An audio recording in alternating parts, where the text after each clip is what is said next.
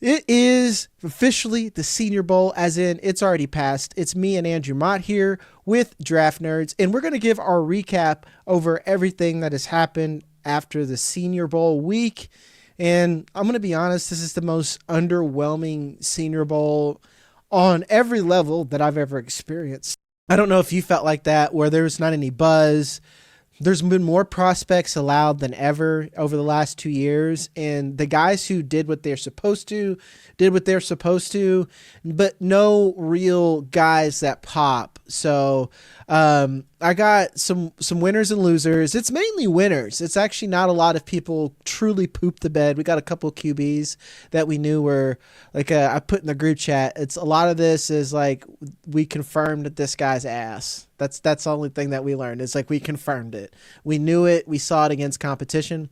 So we're going to start out with a guy who's been huge for all of us, or a steady riser even before the Senior Bowl, Mike Washington from Arkansas, 6'2", 228 pounds, a physical north and south power runner. I really liked how deceptive his long speed is. He's played 51 games. Even like if you look at where he transferred, he's went to like 3 different schools, so he's been a journeyman for the most part.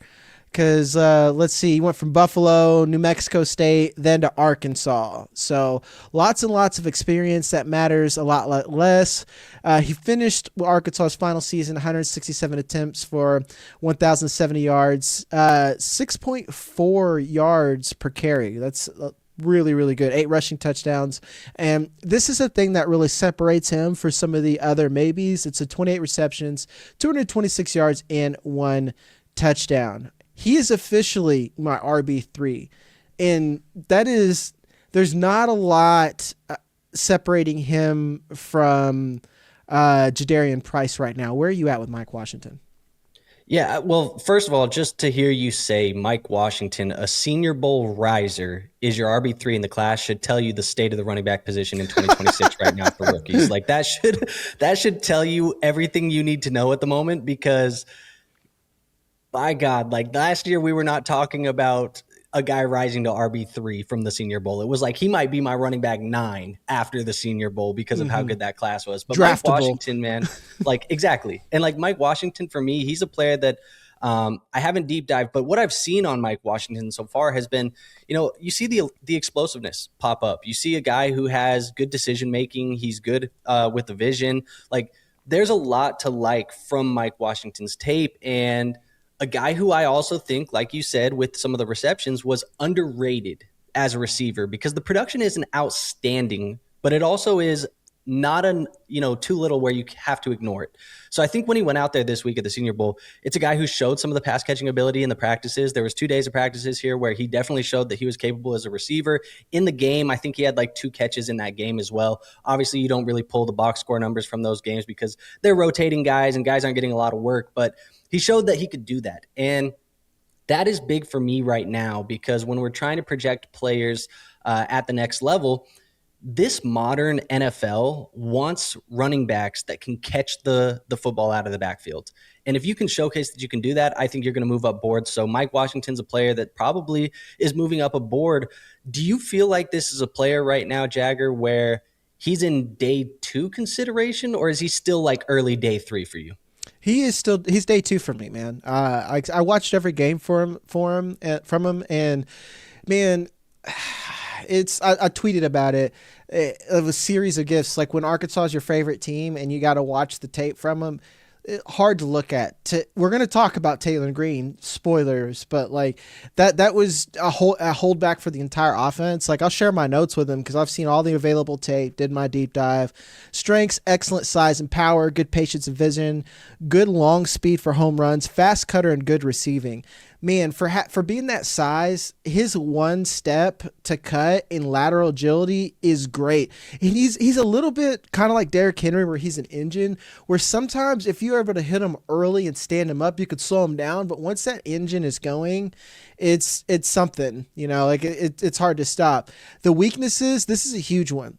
He's an egregious pass blocker. He's been the worst pass blocker that I've graded, and that's what keeps him from being my running back 2.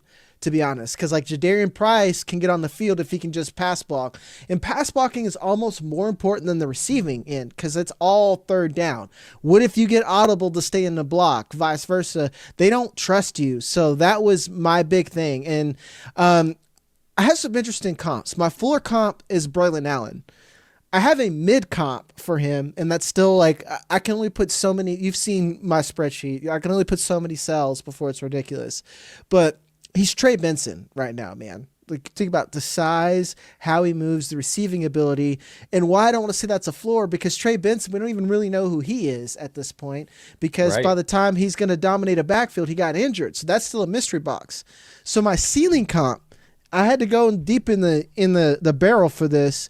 Matt Forte, just because of that receiving ability. And I said he has to hit that ceiling. So like Matt Forte for the Bears, for you guys, if you do remember him or not, big time receiving threat as well. A lot of usage out of the backfield. He ran a 4.46 at that size. So he still had some explosive and some movement. Matt Forte is that guy that when you're like me and my brother-in-law just sitting around naming players, I'm like, you remember Matt Forte? I remember. So yeah, that's what do you I think got. This is a guy that's going to test in the lower 4.4s at the combine? I want to see a 4.5, and I'm happy. Okay.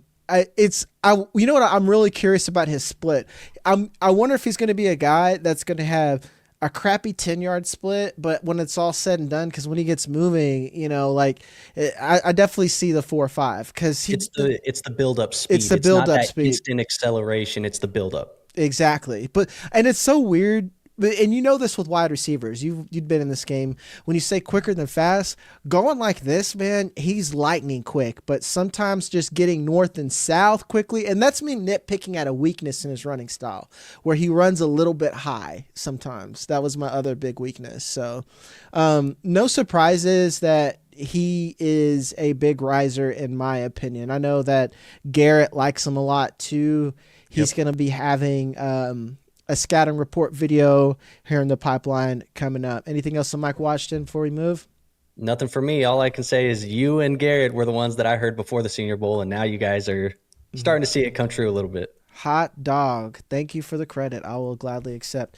Now we're going to move on to the hottest name on the Senior Bowl, Tyren Montgomery, wide receiver from John Carroll University, D3 wide receiver. I spent most of my morning on this guy because he is D3, which means his stats are not on ESPN. His stats aren't on Sports Reference. Me and you joked we had to go to the actual John Carroll University website. And, thank God that we have AI tools, because I was like, I don't want to add math from multiple sources to get this together. So like I got all of his total stats. 6'1", 185 pounds, a former LSU basketball walk-on who converted to football late. He went to Nichols University, but he tore his ACL, I believe. Let me go over that note. He had an injury that at least missed that. Then he transfers over to John Carroll, breaks all sorts of records there. His 2025 season, 119 receptions, 1,500 yards, 15 touchdowns. That's great. If you're in D3, I want to say it's not enough, but that's like a lot of stuff. If you're playing D3 football, you have to have big years. Like, I need to see these big years from you. Okay, here, I got the injury here. Yeah, an ankle injury in 2023 at Nicholas State, and 2025 consensus Division III All-American. He's basically football Jesus in Division III. So we'll give him that. Yeah, man, this is what the Senior Bowl's for. Did you find anything on him? Had to go from Twitter to YouTube. Really had to find some deep cuts on him. Yeah, I mean, one thing that I wanted to bring up too, you said 6'1", I can't remember what the weight you 185. said, but the Senior Bowl measurements have him at 5'11". So he actually came in 2 inches shorter, which is going to be a little bit of a different receiver if he's 5'11" than he is 6'1". So let me update that right now. Yeah, so that's going to be one that I was checking the Senior Bowl website. I mean, hopefully everything is still accurate up there. I assume it is, but 5'11", 190 is what I have. So he came in a little bit heavier, a little bit shorter than what you had listed there. But like you said, it's a small school guy. And when you get a guy who's a small school dude and he comes into a event like this at the Senior Bowl, you want to see him look like he belongs against some of the competition here, because this is competition that is D1 football players. This is players that are potentially going to be those day 2, day 3 picks at the NFL draft. And you want to have a guy who's a small school dude come in and look like he belongs instead of coming in and looking like he should have stayed playing D3. And I think that's what happened with Ty Montgomery is he did come in, he looked like he belonged.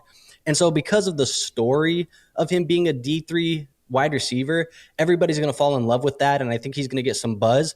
But I want to just kind of pump the brakes on Ty Montgomery. Not that I think he needs to be nerfed in any way, shape, or form. But this is a guy who probably went from being a UDFA, an off the radar prospect, to being a day 3 guy. Like that is what we're looking at here. He didn't move up into day 2. He doesn't look like he's going to be a top 5 wide receiver in this class to me. He doesn't look like he's going to be a top 8 wide receiver in this class to me right now.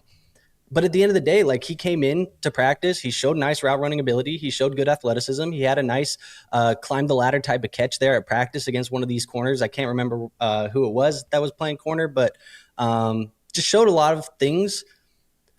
I just want to remind people he's probably still a day 3 guy and a rotational guy at the next level, maybe. Yeah, that's where I'm at, because it's like you said about getting that invite to the combine, because my notes on him from what I can get, and some of it's inconclusive and some of it's not, because luckily because he's D3, a lot of his highlight tapes were all 22 cuts of it with so there is no broadcast view highlights or anything from him. It was all 22. You get your hands on, just take everything. Exactly. And man, he is elite when it comes to ball skills. There's no questions about that. In my scouting notes on him, strengths, like I just mentioned, elite ball skills, elite body control. And the other thing is excellent grasp of leverage and positioning. If he actually makes it in the NFL, we're going to hear about basketball so many times because he's really good at stacking, and that's where the leverage and positioning comes in, because he plays like a basketball player. Same thing with the ball skills. And because he's playing against weaker competition, my comps for him are all over the place, because like you see so many things, but again, it's against certain level of competition. And it's funny that you mentioned the height thing, because at the Senior Bowl, he looked 5'11". At John Carroll, he looks 6'1", and that's just because of who you're playing against. But my floor comp, Jalen Royals, because I don't know if he's as fast as I think he is, and he was one who got a lot of Senior Bowl hype that didn't even get playing time, and half that receiving core for the Chiefs died at one point. I liked Royals, man. I thought he was a very solid player out of Utah State. I thought he was okay, man. I thought Jalen Royals I think he's exactly what I thought he was. Then Dante Pettis and then Darius Slayton. That's like the floor. And that floor is several levels. That's a bumpy ass floor. Ceiling comp. So Slayton's the ceiling, right? Yeah. Well, no. Ceiling comp. Okay. Brandon Lloyd and Jordan Addison. Because the skills there are so big, and like the stuff I don't like about him, like a lot of his weaknesses, unrefined, where he doesn't use his hand through separation. That stuff I actually see in Jordan Addison. He's not that crisp of a route runner, which isn't Jordan Addison, but is that something that can develop? But here's the bad part. Homie's going to be 25 in July. 25 years old in July. So I gave you like 6 players for a reason. This kid could be anything, and by kid, he's almost a grown man. So fair enough. Yeah. He's the guy that I'm circling. He's going to get a lot of people in trouble or make a lot of people money. No in between there. Before we move on, we'll stop and pay the bills. We're growing. We're almost to 1,000. So if you're watching, make sure to hit that like and subscribe button. More importantly, hit the hype. It's really helpful, especially for young channels here. And that's only available on your mobile device in its prospect season. So you'll want access to everything that we have on the Dynasty Nerds end, not just on the Draft Nerds. We all use the same stuff. And that is the prospect film database. Our boy Matt Cooper over there is going to be updating that all the way way up until draft season. We've been deep into the prospect tape at this point. We are all constantly talking in the group chat, and you can look at the very tape that we see as well by going over and joining the Nerd Herd. I think I did it, man. I think I did it. Paid all the bills. Now we're going to go to our first defensive player. I was excited to scout him because he's so productive. And I know you haven't deep dived into a lot of defense yet, but Jacob Rodriguez, linebacker from Texas A&M, 6'1", 235 pounds. He's a reason. Him and David Elliott are a huge reason why Texas Tech has had this resurgence, particularly on the defensive end of the ball. This dude was just an absolute monster. He's PFF's like number one boy basically on defense. And there's a reason for it. He has sideline to sideline speed.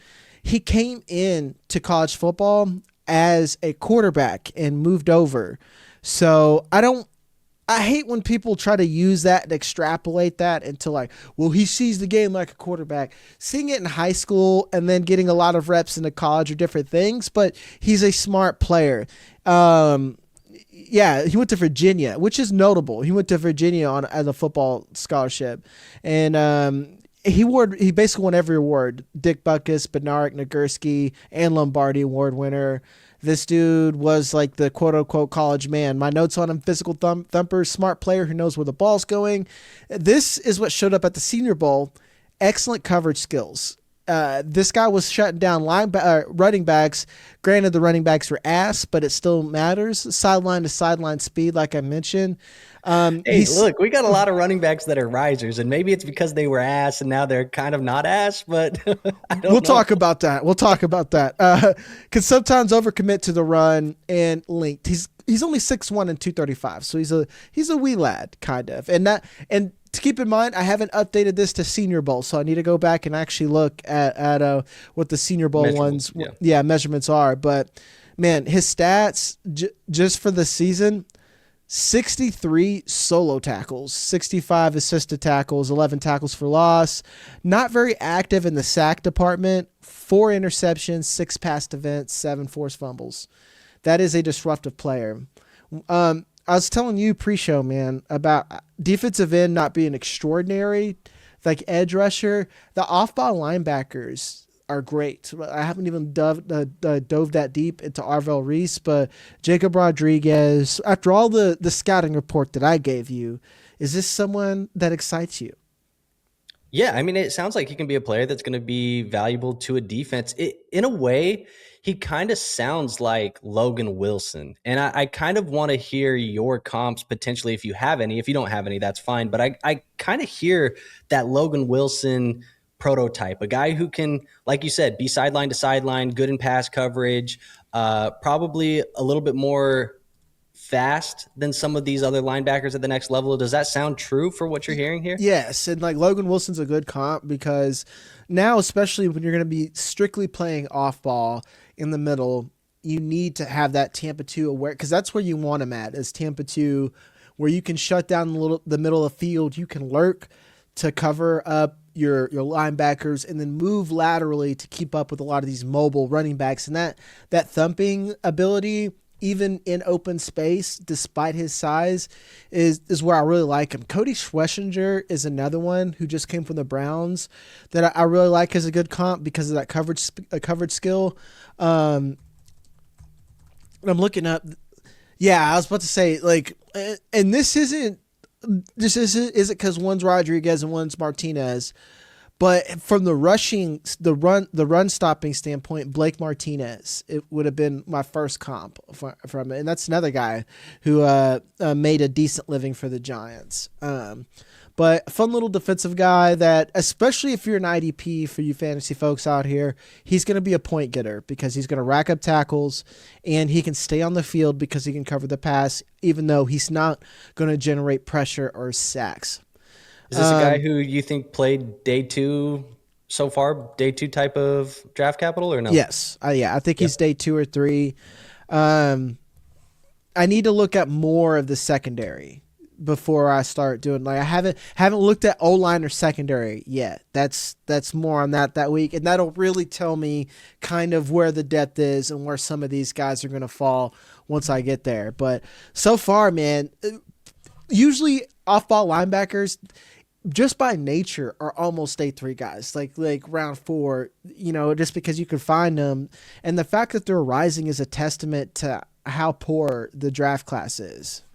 Yeah, man, I don't want to keep saying it, but it's true. I mean, you asked earlier at the beginning of the show, I didn't even chime in, but you said like it felt like you were searching for Senior Bowl hype. And usually you don't have to search for any Senior Bowl hype. Senior Bowl hype hits you in the face. It's and right it's there. right there for you all day long, 24/7, 365. Everybody's ripping off takes of ceiling comps that seem so insanely high that everybody's just so excited about the Jack Beshes of the world or whatever it may be, right? And it's like this year I'm like, who the hell actually came out here and performed? Because it feels like everybody's like, yeah, Garrett Nussmeier did a good job, but everybody else was like, good enough.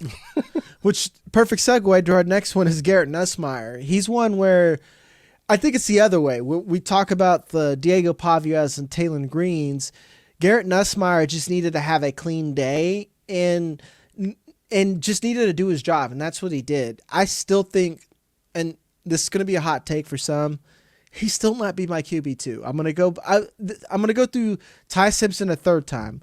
I'm handling QBs for the Dynasty Nerds rookie guide, so I'm giving them like the first several times once over. Man, he just does what he's supposed to do, and this last year, it was a messy season for LSU all around for obvious reasons. They fire a coach, but they just didn't. Like, Aaron Anderson and Nick Anderson are your wide receiver 1 and 2. Both of those guys aren't very extraordinary. They're just not, man. They're not that extraordinary. So I still really like him, and he had a decent day against decent competition. So I don't know where you're at with him. Look, man, I think Garrett Nussmeier, there's a reason why early days of when we first launched Draft Nerds, I told you guys, like, Nussmeier was projected to be one of the best quarterbacks in this year's class. It was not a surprise to most people, I think, that have been familiar with Garrett Nussmeier's game, that he came to the Senior Bowl and then he did what he was supposed to do. He showcased the things that he's good at. He's accurate. He's poised. He really is just one of these quarterbacks that is pro ready. There's not a lot that you need to refine with Garrett Nussmeier. So, whether or not you think that's a guy that's going to knock the socks off of people at the NFL level, I don't know. That's up to you guys. I think he's a good, not great quarterback, but he reminded people why he was one of the better quarterback prospects in this class coming into the season. I think it's good that he went out and showcased that, because from the sounds of it, he was playing through an injury this year as well, and that kind of hurt with some of the throwing ability that he had this year. Like you said, with Brian Kelly and some of this LSU offense, it was just a shit show at LSU this year. So hopefully, this is the first of a couple opportunities that he's going to have where he can showcase that he's one of these guys, because I don't see any way right now where he gets out of day 2. Like, he's a locked and loaded day 2 guy, and I think he would be a perfect pick for a team that maybe doesn't want to commit to the first round quarterback, but they don't love their starter and are wanting to test the waters. Like, could this be a guy that goes and pushes Tua in Miami? Like, that would be an interesting landing spot, I think, for a guy like Nussmeier. Yeah, and I think he could push Tua a lot more than Ewers. Ewers didn't push him. Ewers just like, hey, man, everyone hates this dude right now, so we need you to go out there. So I get to play. Yeah, that's like he's the Drewski meme where he's just like, man. You're plugging me into the game? Yeah. I thought it was Zach's turn. Yeah, he could be a lot better, but like, I don't know, man. I don't know. Yeah, I like that a lot for him. I failed to mention too, he won the MVP of the week. So, there's a reason why everybody was like, yeah, he's the biggest riser. He won the MVP. Mm-hmm. Yeah, he won the MVP, and like I said, he still might be my QB too, man. I think he might be a top 50 player. He might be a top 50 player for me. Anyway. Next we move to Jaydn Ott. This is goes in the category like, hey, this guy's not dead. Remember Jaydn Ott? Thought he was. I remember we were talking about him like it was like probably like week 8 or something, like in the middle of the season. We're like, why isn't Jaydn not doing anything? We're like poking it with a stick. Like he should be good. Like 1 carry for 6 yards in a game, and it's like happens like 4 games in a row. It's like, what are you doing, Jaydn Ott? He had 21 carries on the year for 68 rushing yards. And given he only played in 5 games, but it was like he was dead to rights in 2025 for Oklahoma. Yeah, in his Cal tape, I liked. I at the time, Mike McDaniel he has a job now, but he was running a whole team. But I was like, this is a Mike McDaniel back. He doesn't have a whole lot of size, but he's quick to the hole, has solid receiving skills, really patient, moving behind his blockers. Just could not get it done at LU. And some of that, man, it could be fit.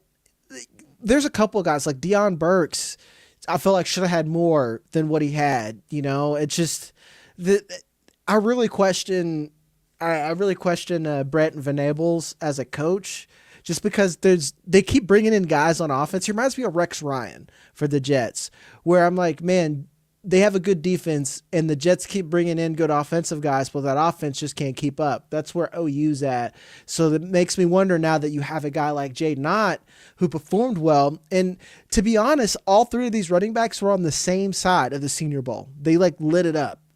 All 3 of them played really well. Jaydn Ott is someone I still think he's going to go day 3 just because of that production, and we don't see a whole lot on tape, but he is officially in I'm willing to spend fab on him maybe territory until I get draft capital.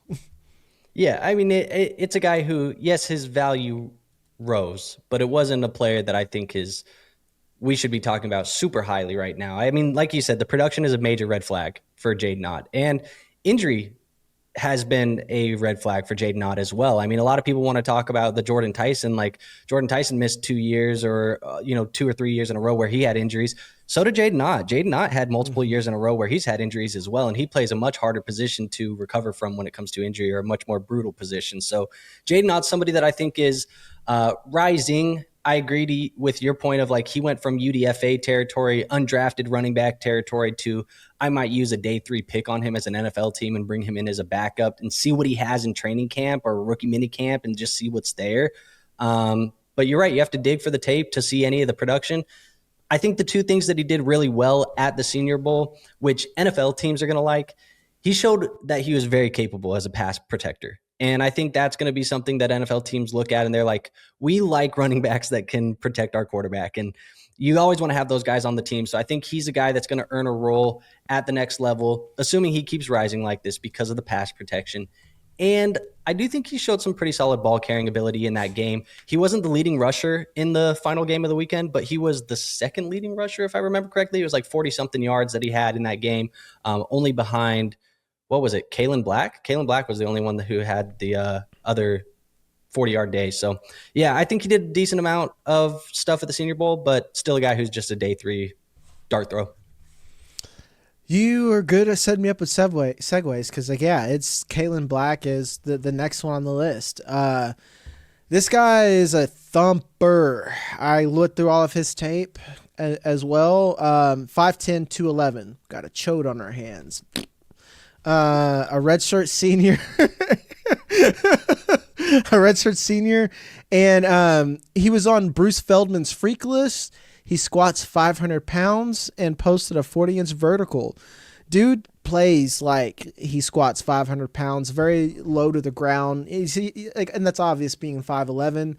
Not hardly any receiving work in his profile. I know Indiana. I wonder if everyone stayed at James Madison, if James Madison would have just won, just won it all. Because he's one of these people who transferred with him. That was his big thing. But he is, you know exactly who he is as a prospect. He's a downhill thumper. He reminds me of a taller Ray Rice without quite the receiving ability on how he goes. I know for me, he's grading out as into day 2, maybe round 4. And he is a guy that I think could push a running back room where if he's going to come into like these muddy spots, let's say Javonte Williams re-signs with the Cowboys.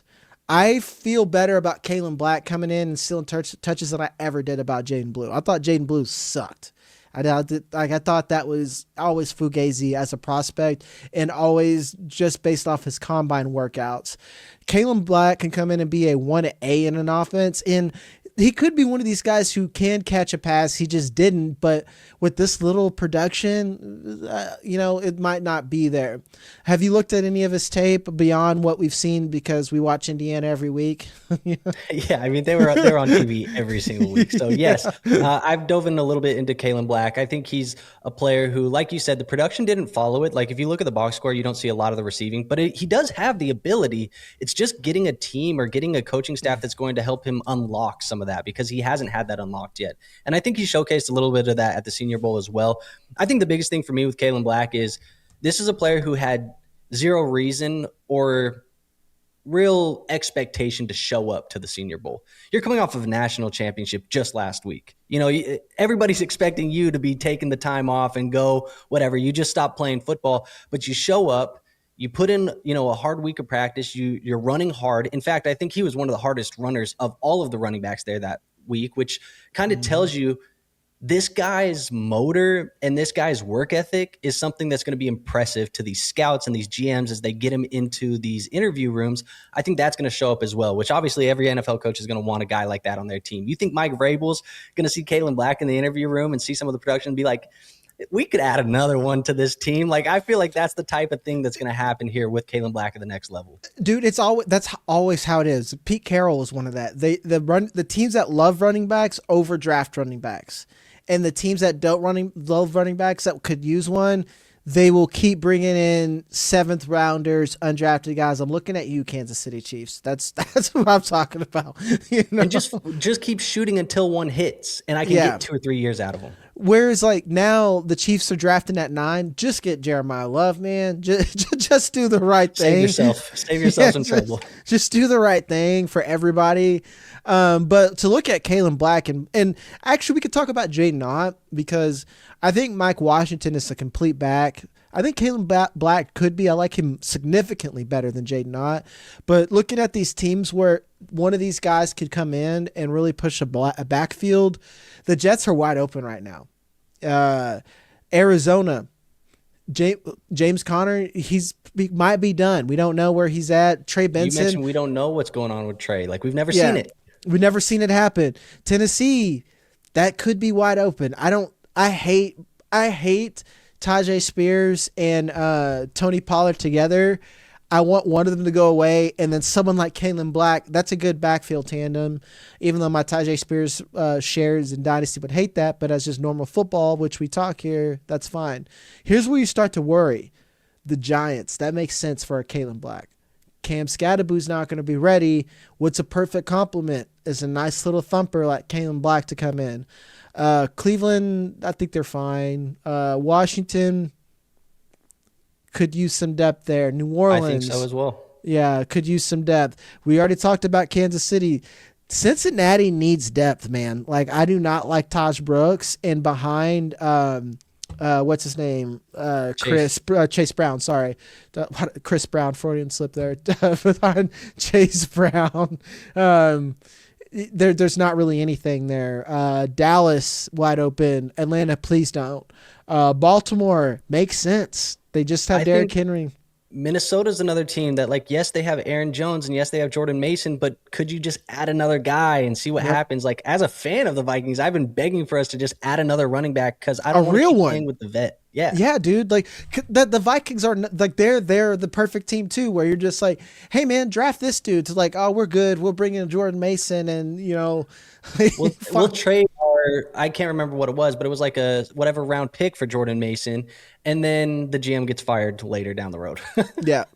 What's weird, the top of the draft, this is rare that I've actually seen the top of the draft could use almost everything. Like they are just bad teams. They're not bad teams with misfortune. They just absolutely, excuse my French, fucking suck. So like all these guys need running backs, wide receivers, everything. Because we get to the bottom, Steelers, Carolina's fine. Dallas, they had that pick from Green Bay. Cleveland, Philadelphia, meh. Chicago, I would worry about Kyle Manon guy. I feel like they can bring in someone else, man. They can bring in someone else, and I am like the Kyle Manon guy. But like Houston needs everything and nothing. The only thing they don't need is receiver, and I think quarterback. But the rest of America is starting to ask that as well. So fun You got to deep think dive. of teams too, like Tampa Bay, who have Rashad White and Sean Tucker both scheduled to hit free agency. Do they add another running back behind Bucky? Like, No. there's these teams that all over the place in the NFL right now. The free agent running back class is one of the deeper free agent running back classes we've seen in a while. The rookie class is so ambiguous that people are just going to find guys that they like and they might take shots on them. And then you have all of these, I think needs to be added to the equation of 10 new front offices, 10 new coaches in different situations where they may just look at their roster and say, that was the old guy's choice, and I don't like that guy that much. I'm going to go bring in my own guy in this backfield and add something to it as well. So you have more than or almost a third of the NFL that is new coaches and ready to find new players for their teams to start their new program or their new franchise there at the NFL level. And I'll even put Mike Washington on this list too, because like you're right, dude. Like it's like it's so wide open of what could happen with running back, because like I'm simultaneously buying all these free agents like Rashad White, all these ones I really like, but I just don't feel comfortable about almost any situation from where they're at. You got to think about Amari and Hampton. Najee Harris was on a 1-year deal. That's over. Kamani Vidal, cool, man. Love you as an RB3. Kaelon Black, Mike Washington. We talked about guys who love running backs who would draft them even though none of us want them to go there. I'm looking at you, LA Chargers. 4th round, 3rd round, they're going to be like, ooh, 5'11", absolute thumper who runs downhill. I could see Jim Harbaugh in them khakis looking at his tape right now, you know. So, glasses on right there, sitting on his nose. Yeah, dude. Like, I would be worried. Last player here, defensive guy, and this last guy of the winners, that we're going to talk about before we get depressed here. The only one that I have not actually scouted extensively because I don't have tape even from my backup secret special spot, Zion Young from Mizzou. I'm not going to lie, from what I've seen, he looks special, dude, because he's got the length and he has very good power to speed transfer and vice versa. Really dominated, got defensive MVP at the Senior Bowl. Missouri's, granted, they've had some coaching changes, whatever, but usually if you want to do the helmet scouting, put out some good defensive ends for what it's worth. He's someone that I'm going to be looking at there. I won't spend too much time because, like I said, don't have a whole lot of info on him, but he's someone that we're going to be talking about as we move along. I just think it's notable. So if you're into IDP or your team needs an edge rusher, Zion Young is as close to right now as the 3rd, 4th edge rusher as anybody.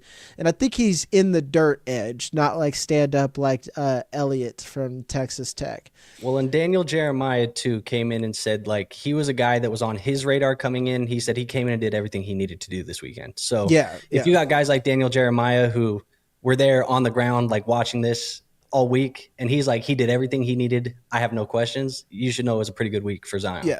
Yeah, because like, let's put it this way, I kept telling you, man, I don't see anything that just pops, man. Like Ruben Bain is a good prospect. Like that Aiden Hutchinson was a good prospect, but like again, we just like there's no Chase Young, there's no guy that's like, there's no TJ Watt or JJ Watt yet. Some of these guys can develop into that, and we could ask, this should have been day one. Zion Young, from what I saw, he popped. Now to the losers. Resident shit ass Diego Pavia from Vanderbilt. And we mean losers like the draft stock went down, not just he's a loser as well. Yes, yeah. Excuse me, guys. I mean, his draft stock is somehow worse. It's Diego Pavia. I'm not trying to be disrespectful. He is a shit ass though. He runs this like you can't. Even Shadur Sanders can go and look at you. He's like, hey, buddy, you can't be a dick and be small, too. Yeah. Oh, man. I think the big thing for me, for Diego, and I don't think anybody, at least, all of us that have been talking over here at Draft Nerds, I don't think any of us has expected Diego to go in and be like this guy at the next level. I think a lot of us kind of look at him as a college football quarterback, and these guys come in and they go out, and sometimes that happens. Like the translation to the next level is pretty hard. It gets a lot harder when you measure in at 5'9", and that would be one of the shortest quarterbacks in recent memory for me, at least over the last couple of years. Bryce Young was bigger, bro. Like, and Bryce Young. Bryce Young was bigger, and everybody was talking about Bryce Young so little he's not going to translate to the next level. And Bryce Young was the number 1 pick. Diego Pavia is not going to be that. He's going to be a guy that probably is it safe to say day 3 guy? No, dude. I think he might be undrafted. I think he might be a camp arm. Because there's another guy I need to look at, like Cole Payton, I think his name is, that could be riser. I think the next guy we're going to talk about, complete ass tape, but there's tools there. Because like with Diego Pavia, we have suspect locker room issues. I don't think he has any tools that really translate. I don't think that mobility is going to do much in the NFL when you're. Well, it didn't show up a lot at the Senior Bowl. That's one of the big reasons why I think he's kind of falling a little bit, because when he went out to the Senior Bowl, he didn't really use the legs that much. And like I said, he measured in 3 inches shorter. He was 10 pounds lighter, and he had this like inconsistency to his game all week. There was times where you saw Diego Pavia where he was the number 2 Heisman Trophy, whatever. But it was like that shows up in these little bursts, and then you get some bullshit that happens with Diego Pavia. Yeah. With Diego Pavia, man, every guy that we've talked about on this list, even the fallers that we're about to talk about, the other 2, they have a superpower. Because since you brought up Daniel Jeremiah, what is Diego Pavia's superpower? Is it Riz? Marketability. Yeah, that's like what actually is it that is conducive to winning a football game, and I can't name it. That's just where I'm at there. Competitiveness would be the best one I can give. Toughness. Yeah, toughness. Yep. It's like coach words. Those are coach words that it only works for Rudy in that movie, yeah. And Rudy was likable. So sorry if you're a Diego Pavia fan, that's college football, baby. It's a liar. So he was quoted that week, this last week at the Senior Bowl, saying that he wants to model his game after Baker Mayfield, but Baker's about 4 times the quarterback that Diego probably is. In every sense of the word. Yeah. Another disappointing quarterback, Taylen Green from Arkansas. I put little scouting notes for Pete and whoever down in here. I didn't do it for any of these, the loser categories. Because I'm not in a hurry to gather info yet on these guys that we're probably not going to care about too much. But Taylen Green, for the most part, I go back to he has tools. This dude's huge, 220 pounds, live arm, very, very mobile. He's someone that I see going day 3, even if it's 6th or 7th round, and they're going to keep around and develop. Hey, you're going to be our practice squad guy. We're playing Lamar Jackson this week. I need you to simulate Lamar. Like, I guarantee you an AFC North team might draft him. Some AFC team that sees Lamar often, that's the scouting that he's going to be on. Or if not, the Ravens, they tend to like to pick up their running back the quarterback a lot like Lamar that can come in and do some of the same things that he does, albeit at a much poorer level. I see him being drafted. I see him being able to put points on the field, albeit his tape is bad, man. He's one of the worst decision makers in this class. And I mean that on the field, luckily not off the field. So yeah, I mean, the measurables are insane, and that's why you would be interested in him at all. 6'6", 229 is the official Senior Bowl measurement there. He has nearly a 7-foot wingspan, so he has these long arms that it does show up on tape sometimes where like the load up for that 7-foot wingspan to get out of his hand is just, it takes a while. But you know what? He's a player that I think he's a little bit less talented than him, but a similar project style, developmental style, day 3 type of quarterback of like a Joe Milton. Like you bring in a Joe Milton and you're like, you know what? We can maybe formulate this over the next couple of years where we can form him and mold him into a quarterback that we could plug in if something happens to our starter. That's what you're hoping happens with Taylen Green. Will that happen at the next level? I think it depends on the coaching staff and things like that. But it's just a player that you bank on the physical tools, the physical measurements, and not necessarily some of the other stuff, because the accuracy is spotty. The arm talent isn't as good as a guy like Joe Milton that I said. Like, the decision making, you said it, it's bad. The layup throws, he misses them. Like, this is what happens with Taylen Green. But somebody might look at it and say, you know what, I can fix him. And that will get him drafted. I mean, look at Malik Willis, man. We're talking about Malik Willis being a real nice and safe quarterback for Miami if they want a nice little transition guy. Like, I never would have thought comparing Malik Willis to Jacoby Brissett at the beginning of his career to where he's at now. So it can happen. That's why I'm saying, like, I believe in Taylen Green, a path to success. It may be narrow, but there's a path. Diego Pavia, maybe it's the toughness and grittiness. I'm willing to be wrong. I desperately want to be wrong because we need quarterbacks in the NFL. So you know what? Sometimes these guys who just have that difference in mindset or work ethic or whatever you want to call it, competitiveness, sometimes it just works for him.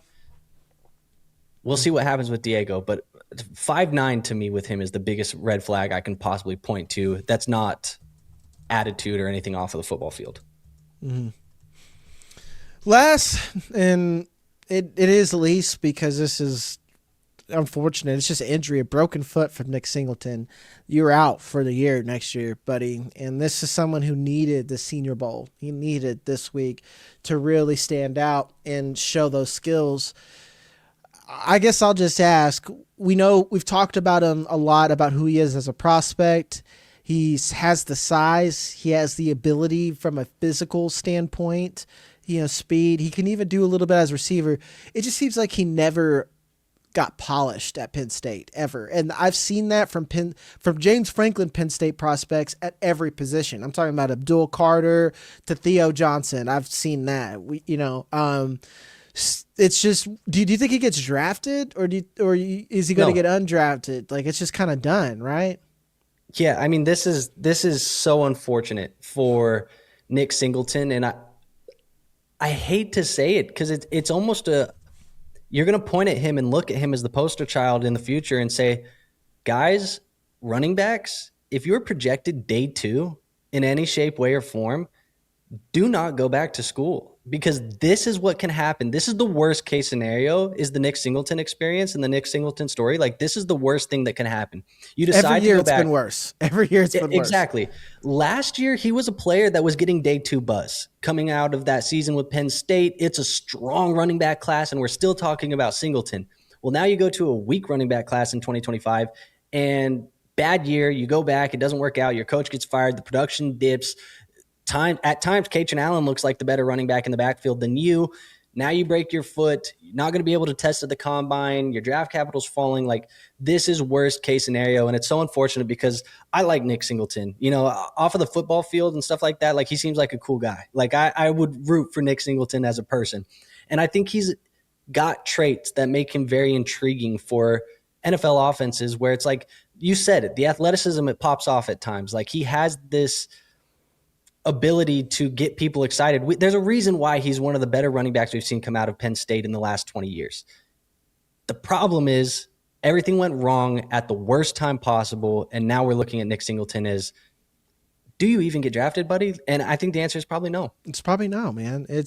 Why would you burn that pick as a team when you can get him for the rookie minimum afterwards and let him you have to let him sit on a shelf for a year. That's the other thing. Like, he's sitting on a shelf for a year. Like, I can't even use you as a body in training camp or rookie mini camp. Like, I can't even bring you in just to run. Like, you are just coming in here to stand around and hold a damn clipboard or stand around and just watch motherfuckers. Like, that's, excuse my French, but it's like, that is what you were doing. You're standing around watching, bro. Like, and do I want to bring you in? Is your talent that high that it's worth doing that? Well, the last year that I saw from you at Penn State didn't tell me that. You have to take a risk on Singleton, and it's a very low risk right now. But I think the other thing that people don't realize is there's a time investment aspect of this as well. And a lot of these GMs, coaches, franchises, they don't have patience or time to just, especially for running backs, man. Like, they don't just sit around and wait for you. They'll move on. And to put this into perspective, Nick Singleton was supposed to be the RB1 of last class with Ashton Genty. He was supposed to be the RB1. If not, yeah, it would have been too early for the other ones. But yeah, like he's supposed to be the RB1 of that. He was the top prospect of the 2024 class. And where's he at now? This is like watching them child stars. Like, where's Nick Singleton now? And it's like, uh-oh. He works at Walmart. Mm-hmm. Well, that'll do it for us, folks. That was our Senior Bowl risers and followers. We have more prospect videos coming for you this week, and we'll have the whole crew back for you on Friday. And we've been told that Film Nerds with Jarrett and Garrett are coming back on a live stream as well. As always, my name's Jagger May. That's Andrew Mott. This was the Draft Nerds Show. Love you guys, and we'll see you next time. See you later.